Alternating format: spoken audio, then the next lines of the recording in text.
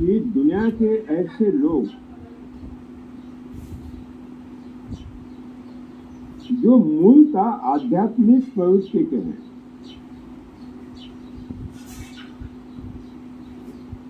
मूलतः आध्यात्मिक, दिखाने वाले आध्यात्मिक नहीं, संभ्रमित आध्यात्मिक नहीं, अंतरात्मा से आध्यात्मिक है, वो हमसे जुड़ रहे हैं, हमसे जुड़ रहे हैं।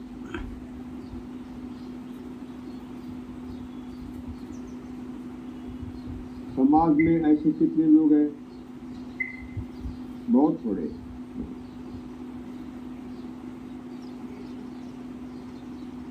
लेकिन जब हम समाधान देते हैं समस्याओं का, तो फिर आम आदमी अपने आप जुड़ जाता है, अपने आप।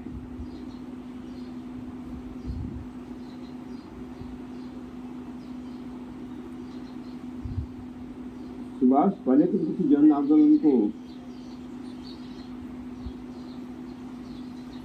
खड़ा करने के लिए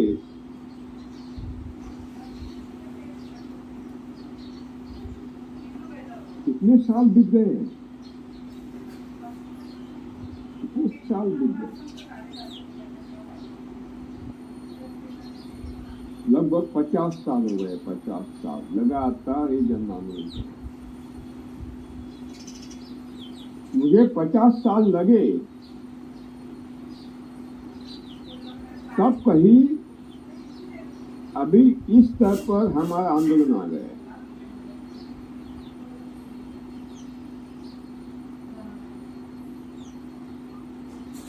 उन्नीस 1971 में मैंने शिक्षा छोड़ दी, महाविद्यालयन शिक्षा को त्याग दिया। मैं कृषि स्नातक तीसरे साल में था, आखिरी साल, यानी एग्रीकल्चर यूनिवर्सिटी में बीएससी एग्रीकल्चर थर्ड ईयर में था, लास्ट ईयर।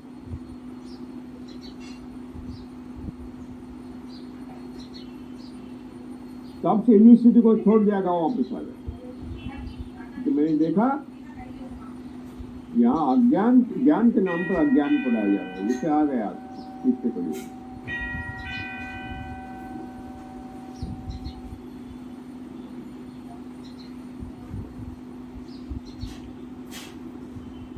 वास्तव में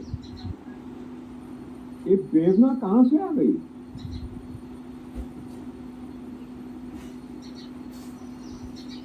प्रेरणा अपने आप आती है, हम कुछ नहीं करते, कोई तो भी हमारे हाथ से करा देता है।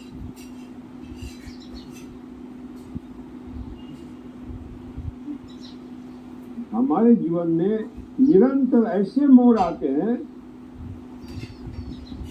जो हमारे उस मोड़ आने में हमारी कोई नहीं है, हमारी कोई भूमिका नहीं होती, अचानक मोड़ आ जाते हैं।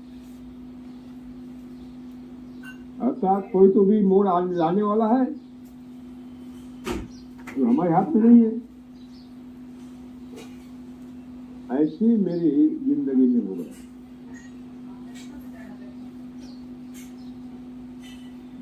हमारा परिवार कृषकों का परिवार है, किसान परिवार। हजार सालों से हमारे घर में केवल खेती होती आ रही है। वास्तव में मेरा नाम सुभाष पालेकर है,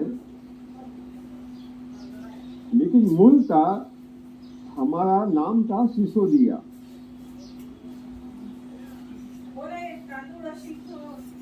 चित्तौड़गढ़ महाराणा प्रताप सिसोदिया थे और हमारे पूर्वज उनके सेना में ये कहीं के एक महत्वपूर्ण उनके सहायक थे। महाराणा प्रताप और मुगलों का, अकबर का जो युद्ध, भया युद्ध हल्दी घाटी में हुआ,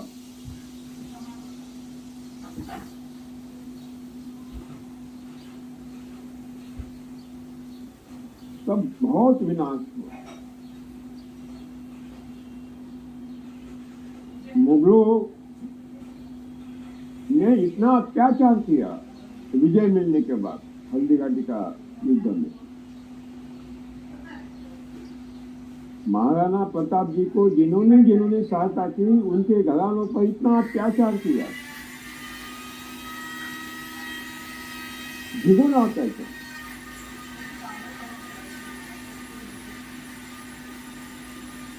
उनके संस्थान निकाले गए। तब सिसोदिया परिवार के कुछ हिस्से चित्तौड़गढ़ को छोड़कर, मेवाड़ को छोड़कर स्थलांतर करने लगे। उनमें हमारा एक पूर्वज का एक परिवार,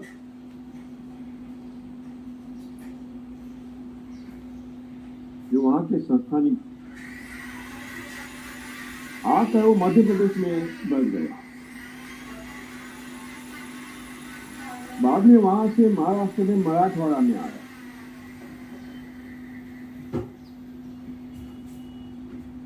और मराठवाड़ा में बस गया। सिसोदिया नाम तो तभी उन्होंने लेना बंद कर दिया था जब मुगलों ने बहुत अत्याचार शुरू किए थे।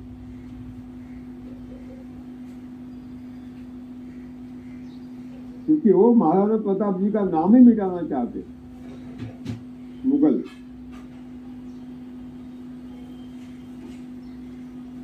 अगर महाराणा प्रताप देश में पैदा नहीं होते और छत्रपति शिवाजी महाराज पैदा नहीं होते, संभाजी महाराज पैदा नहीं होते, शायद हमारे देश की न्यू पूरी मुस्लिम हो जाती।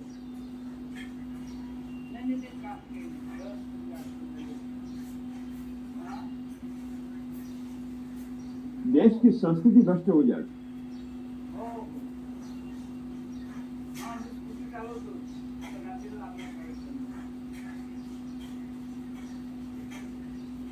हमारा परिवार मराठवाड़ा में आ गया, वहां बहुत अकाल पड़ा लगातार।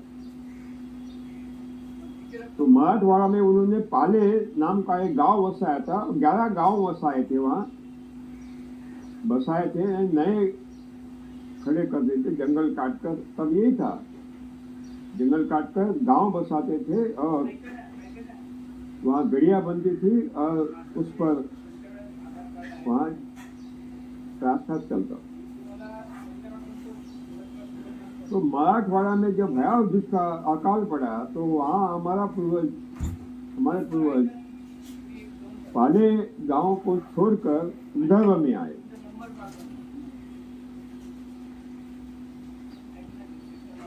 और अमरावती विदर्भ में आकर यहाँ बस गए। तो पाले से आए तो नाम पड़ा, पाले से आए, पाले गांव से, तो पालेकर सबसे पालेकर नाम गए। मूल से सिसोदिया, लेकिन आज पालेकर पाटिल बोलते हैं विदर्भ में, महाराष्ट्र में पाटिल बोलते हैं, और गुजरात में पटेल बोलते हैं,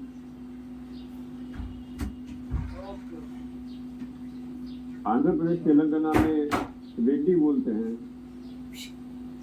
तमिलनाडु में नायक बोलते हैं, और उत्तरी भारत में अलग अलग नाम से जाते हैं। क्षत्रिय और किसानी दोनों में वो माहिर। आखिर में किसानी में आगे बढ़े,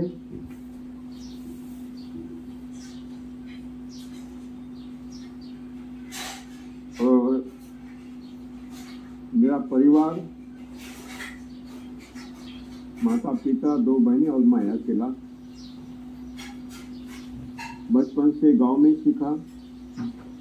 वहाँ से प्राथमिक शाला में, बाद में मिडिल स्कूल में पड़ोसी गांव धामक में सीखा, 7वीं तक। नदी के किनारे उधर धामक था, इधर मेरा गाँव।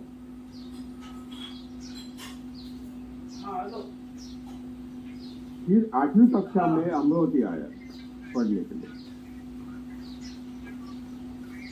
ओके, ठीक है। मैं अर्धा तास तो मैट्रिक अमरावती में हुआ और कॉलेज में भी अमरावती में घर।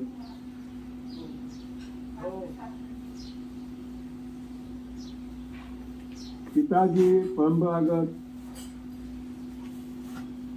गो आधारित खेती करते थे। हमारे गांव में रासायनिक कृषि का प्रवेश नहीं हुआ था, वही परंपरागत खेती चलती थी, गो आधारित, गोबर के खाद पर आधारित। मैं बचपन से देख रहा था कि हमारे पास इतनी बड़ी जमीन है, गोधन है, सब कुछ है, और केवल मेरे पिताजी को नहीं, मेरे रिश्तेदार भी मैं देख रहा था। मेरे मामा है, मेरे मौसे है, बड़े बड़े जमींदार थे, पीछे पड़ी हुई। संभव चालू आहे ना, तिकडे घरात जा।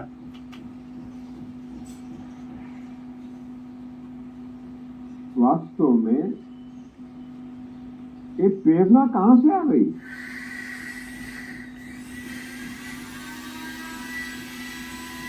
प्रेरणा अपने आप आती है। हम कुछ नहीं करते, कोई तो भी हमारे हाथ से करा देता है।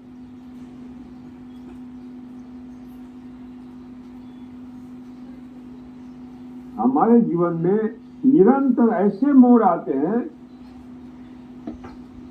जो हमारे उस मोड़ आने में हमारी कोई नहीं है, हमारी कोई भूमिका नहीं होती, अचानक मोड़ आ जाते हैं। अर्थात कोई तो भी मोड़ लाने वाला है जो हमारे हाथ में नहीं है। ऐसी मेरी जिंदगी में हो गया।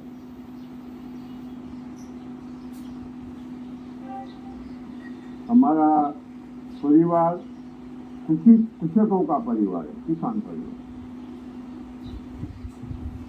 हजारों सालों से हमारे घर में केवल खेती होती आ रही है। वास्तव में मेरा नाम सुभाष पालेकर है, लेकिन मूलतः हमारा नाम था सिसोदिया।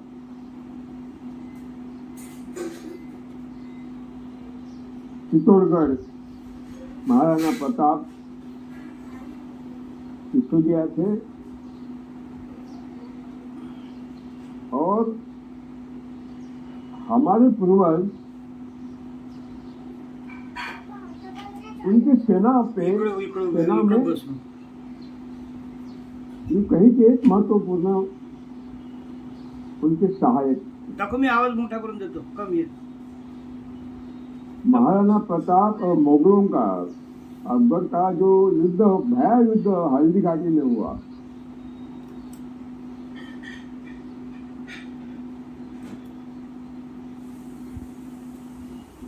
तब बहुत विनाश हुआ। मुगलों ने इतना अत्याचार किया विजय मिलने के बाद हल्दी घाटी का युद्ध में। महाराणा प्रताप जी को जिन्होंने सहायता की, उनके घरानों पर इतना अत्याचार किया, द्विगुना अत्याचार।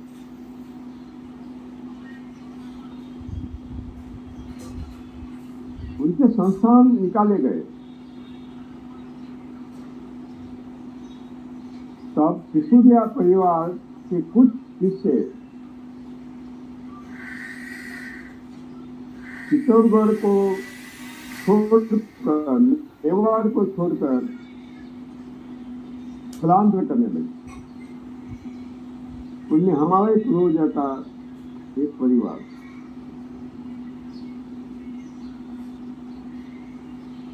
जो वहां के संस्थानिक, आकर वो मध्य प्रदेश में बस गए। बाद में वहां से महाराष्ट्र में मराठवाड़ा में आया।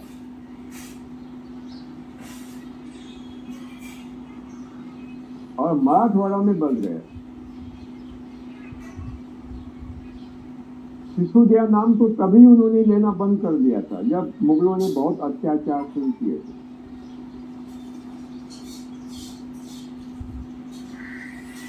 क्योंकि वो महाराणा प्रताप जी का नाम ही मिटाना चाहते मुगल।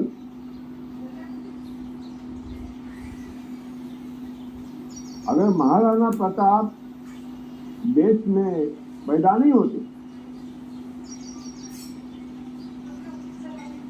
और छत्रपति शिवाजी महाराज पैदा नहीं होते, संभाजी महाराज पैदा नहीं होते,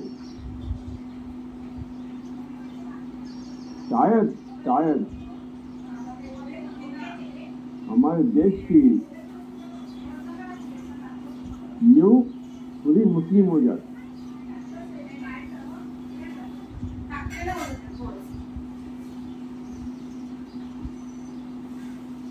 देश की संस्कृती भ्रष्ट हो जाती। दिदुडी, पाळण्यावर बसून मोबाईल बघणं एवढं इम्पॉर्टंट आहे का?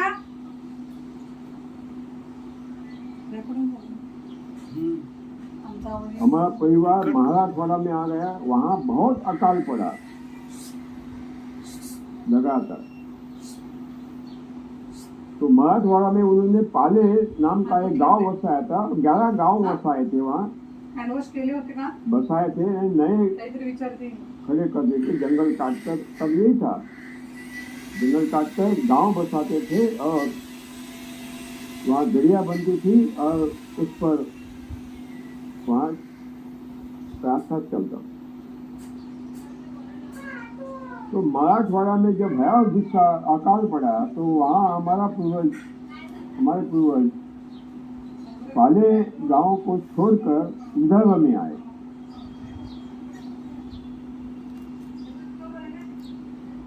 और अमरावती विदर्भ में आकर यहाँ बसे। तो पाले से आए तो नाम पड़ा, पाले से आए, पाले गांव से, तो पालेकर सबसे पालेकर नाम गए। उनके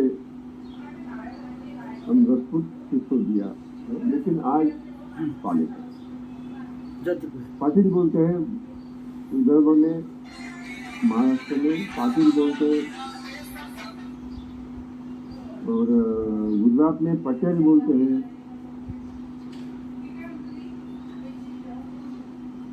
आंध्र प्रदेश, तेलंगाना में रेड्डी बोलते हैं। तमिलनाडु में नायक बोलते हैं। और उत्तरी भारत में अलग अलग नाम से जाते हैं। क्षत्रिय और किसानी दोनों में वो माहिर। आखिर में किसानी में आगे बढ़े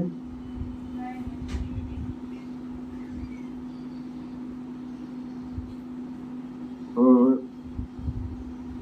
मेरा परिवार, माता पिता, 2 बहनें और मैं अकेला, बचपन से गांव में सीखा।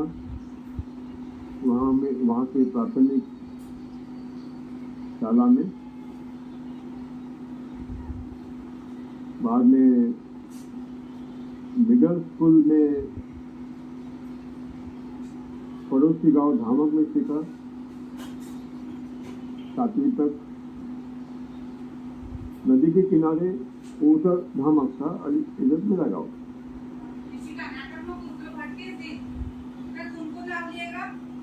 फिर 8वीं कक्षा में अमरावती आया पढ़ने के लिए।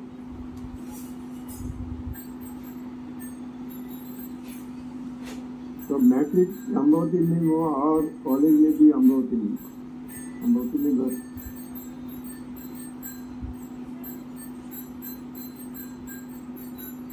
पिताजी परंपरागत गोआधारित खेती करते थे। हमारे गांव में रासायनिक कृषि का प्रवेश नहीं हुआ था, वही परंपरागत खेती चलती थी, गोआधारित, गोबर के खाद पर आधारित। मैं बचपन से देख रहा था कि हमारे पास इतनी बड़ी जमीन है, गोधन है, सब कुछ है, और केवल मेरे पिताजी को नहीं, मेरे रिश्तेदार भी मैं देख रहा था। मेरे मामा है, मेरे मौसे है, बड़े बड़े जमींदार थे, वो भी खेती करते थे गोबर के साथ पादर। तो संकट में थे, संकट में। खेती का खर्चा और उत्पादन कोई संगति नहीं थी। इसमें उनको साहूकार से कर्जा लेना ही पड़ता था, लेना ही पड़ता था।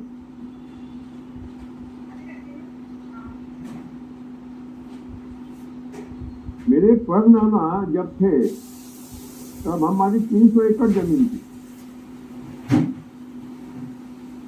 300 एकड़, 300, यानी 1500 बीघा।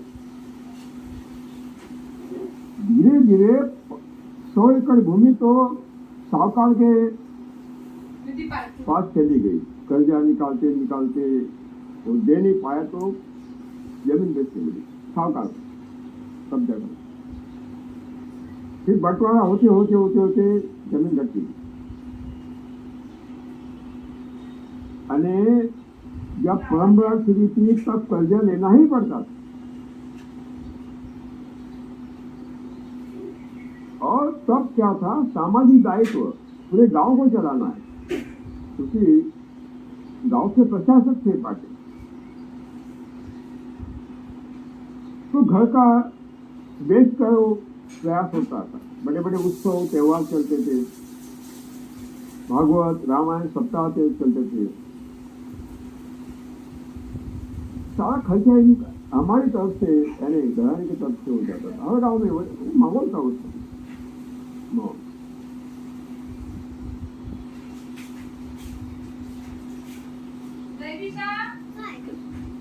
लेकिन मैंने देखा बचपन से हमारे पास गोधन होने के उपरांत जो गोबर खाद उपलब्ध होता था साल में, तो गांव के पास जो हमारी 12 एकड़ भूमि थी, गांव के पास बिल्कुल घर के पड़ोस में वहाँ कपास लिया जाता। वही 3 साल में एक बार वहाँ रोटेशन आता था गोबर का खाद। बाकी जो जमीन थी वहाँ तो कभी गोबर खाद देखा ही नहीं, संभव नहीं।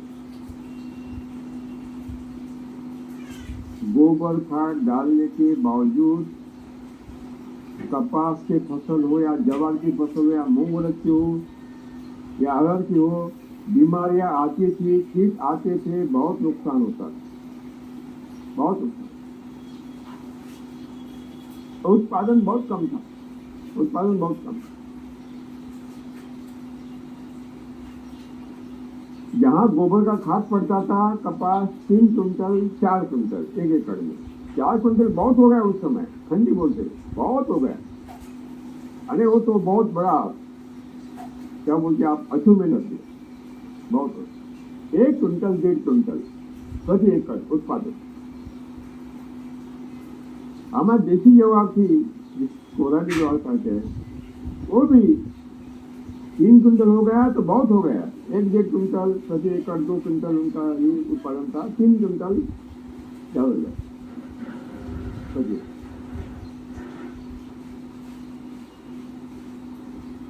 और कभी महीना 1.5 महीना बारिश नहीं होती थी, अकाल सदृश स्थिति होती थी, तो फसल सूखने लगती। रासायनिक खाद तो नहीं था, क्यों सूखने लगती थी?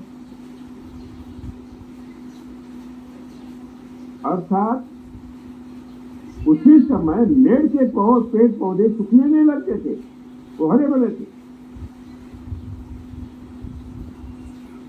खेत में गोबर का खाद डाला या नहीं डाला, अकाल स्थिति में वो पौधे सूख रहे हैं, फसल सूख रही है, मुरझा रही है, और उसी खेत के मेड़ पर जो पेड़ पौधे खड़े हैं वो हरे भरे हैं।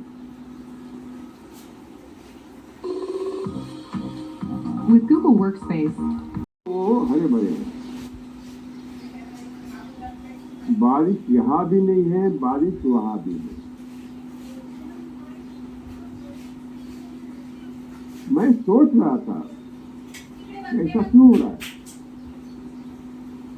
जवाब नहीं मिल रहा, लेकिन एक जरूर था कि ये जो परंपरागत खेती है, गो आधारित खेती, ये किसानों को न्याय देने वाली नहीं है, न्याय देने वाली नहीं।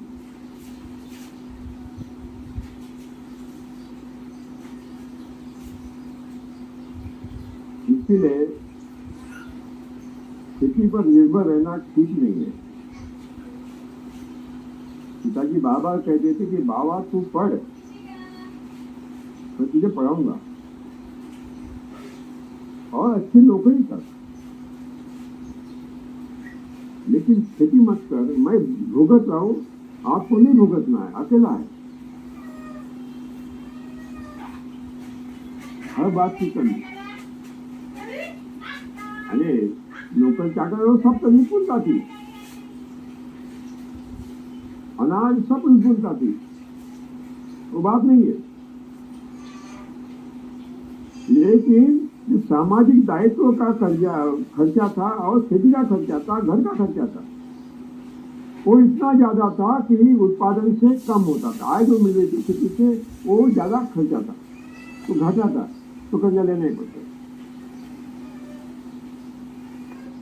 तो पिता चाहते थे कि ये जो मैं भुगत रहा हूँ वो आप मत भुगतो, पढ़ो और नौकरी करो।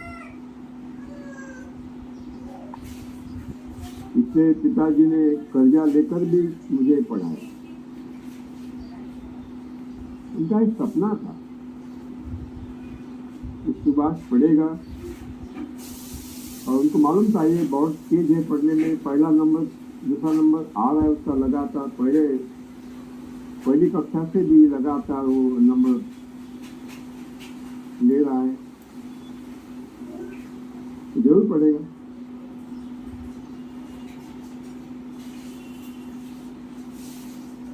तो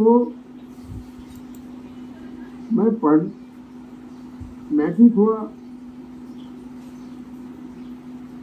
लेकिन हमारे घर पर संस्कार के वारकरी संप्रदाय थे, संत ज्ञानेश्वर, संत तुकाराम। संत तुकाराम ऐसे महान संत थे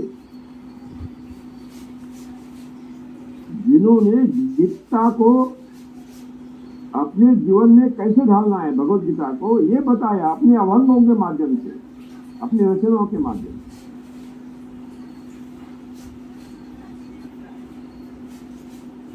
संत ज्ञानेश्वर जी ने प्राकृत भाषा में संस्कृत जो भगवद गीता थी उसका भाषांतर किया।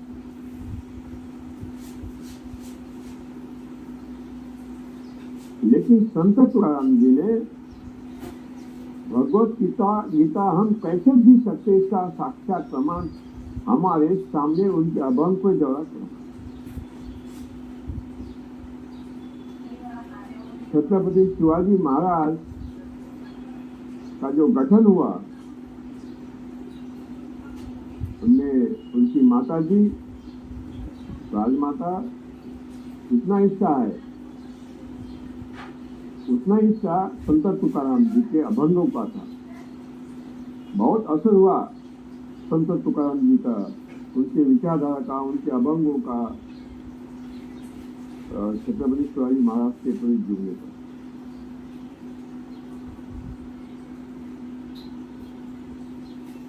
जब मैंने उनके अभंग सुन रहा था, क्योंकि वारकरी संप्रदाय घर में लगातार भजन कीर्तन चलते थे,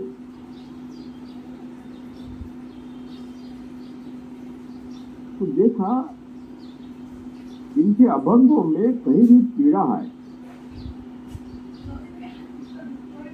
शोषण के विरोध में आवाज है।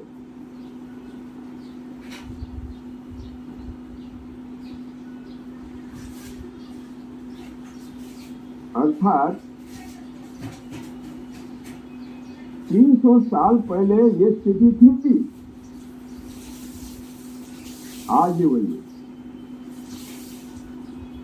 मैं मेरी युवा अवस्था में वो जान रहा था, मैं बहुत पढ़ता था, बहुत पढ़ता था, बहुत पढ़ता। संत कबीर महाराज के अभंग मैंने पढ़े, देखा उनके अभंगों में भी पीड़ा है। समाज की दारुण अवस्था कैसी हो रही, इसका समीक्षा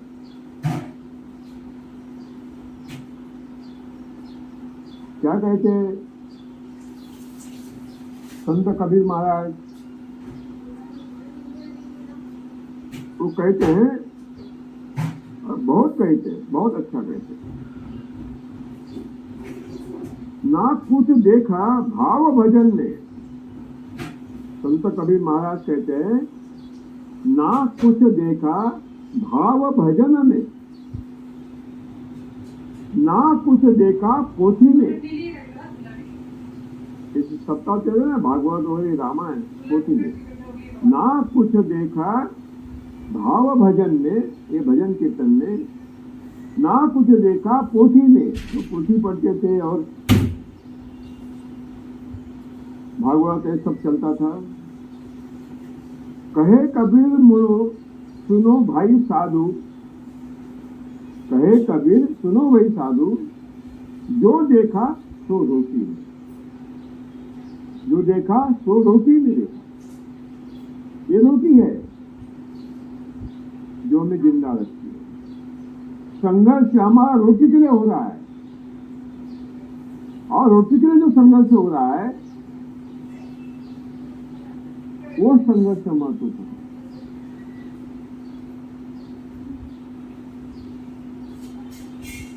मैं ये संघर्ष गौतम बुद्ध के विचारधारा में मैं देख रहा था। मैंने ये संघर्ष कार्ल मार्क्स के सिद्धांतों में मैं देखा, विचारधारा में देखा। मैंने ये संघर्ष महात्मा गांधी जी के विचारधारा में देखा। और केवल यही नहीं, ये संघर्ष मैंने 7 वाजेपर्यंत उघड असतं ते. तुम्ही 1 वाजता म्हटलं मग कशी?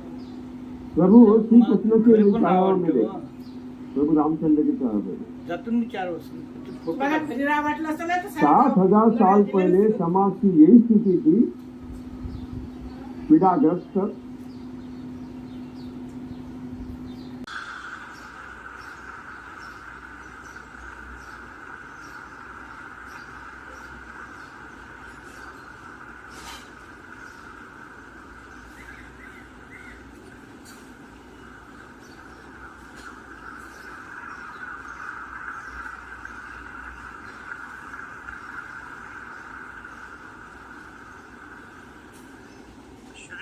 सुभाष पालेकर कृषि।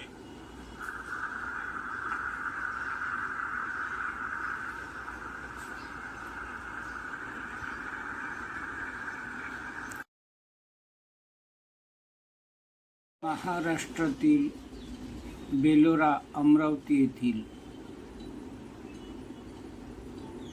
कृषी क्षेत्रात शिक्षण घेतलेले मात्र संपूर्ण जगाला एक नवीन दिशा देण्यासाठी प्रयत्नशील डॉक्टर सुभाष पाळेकर यांना 2016 पद्मश्री अवॉर्ड मिळालं. त्यांची ही ओळख पाहूया. 1972 त्यांनी BSc कृषीमध्ये शिक्षण घेतलं आणि बेलोरा अमरावती येथे वडिलांसोबत नवीन पद्धतीनं शेती कशी करता येईल आणि त्यामध्ये केमिकल आणि खतं कशी टाळता येतील या दृष्टीनं त्यांनी अभ्यास सुरू केला आणि त्याला आज नाव आहे पाळेकर कृषी म्हणून.